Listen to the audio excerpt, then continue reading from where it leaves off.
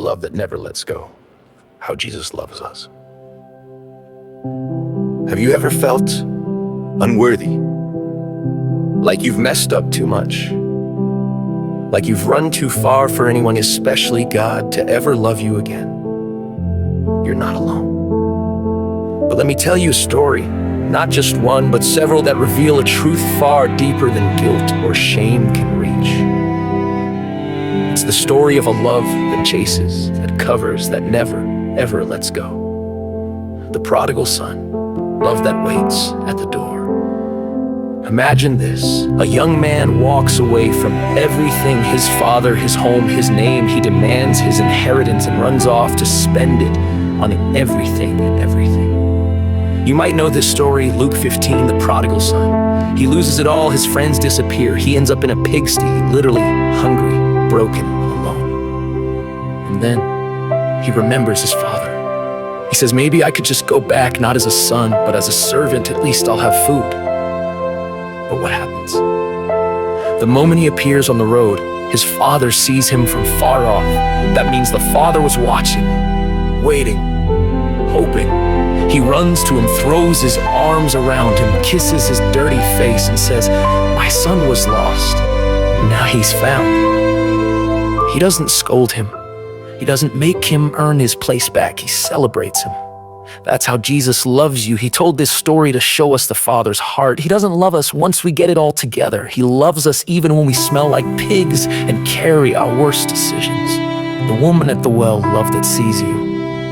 Let's go to John 4. A woman walks to a well at noon when no one else is there. Why? Because she's ashamed. She's been with 5 husbands, and the man she's with now isn't her husband. She's used to whispers behind her back, judging, eyes, rejection. But this day, someone's waiting at the well, a Jewish man, a rabbi. Unthinkable that he'd speak to her, but he does. Jesus looks her in the eyes and asks for water. Then he offers her living water. She's stunned. You're talking to me, you know me, and still you offer me this gift. Yes, he knew everything about her, and still he loved her. Not the mask she wore, not the performance, the real her. And that encounter changes she runs back to town, not hiding anymore, but shouting, come see a man who told me everything I've ever did. That's what happens when Jesus loves you. Shame turns into testimony. The leper. Love that touches the untouchable.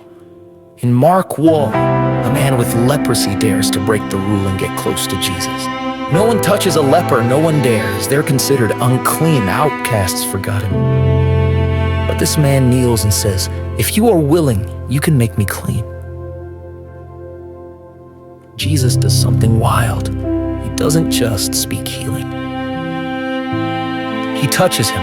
Before healing his disease, he heals his dignity. He says, I am willing. To every outcast, every overlooked, unworthy, too broken person, Jesus says, I am willing. Peter, love that forgives our failures. Build intenseth it, then slow down for the fall. Peter was bold. He walked on water. He said, even if everyone else leaves you. But when the pressure came, Peter denied Jesus 3 times. He said he didn't even know him. Can you imagine the weight of that? The shame. But after the resurrection in John 21, Jesus cooks Peter breakfast on the shore. He doesn't lecture him. He asks gently, do you love me? 3 times, once for each denial. Peter says yes. And Jesus says, then feed my sheep. He restores Peter completely. That's what Jesus does. He doesn't throw our failures in our face. He transforms them into callings. He turns deniers into preachers. He turns mess-ups into messengers. The cross. Love that pays the highest price. All these stories are beautiful, but they all point to the greatest act of love in history. The cross.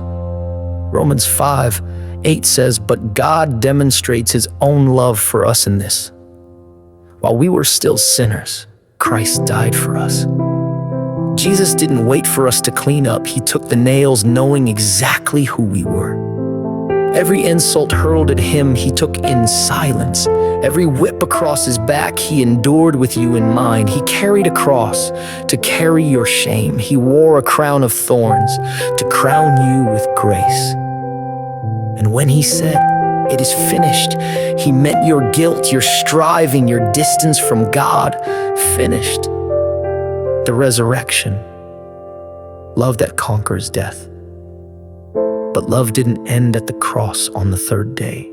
He rose. Because Jesus' love isn't just emotional, it's powerful. He didn't just die for you, he lives for you.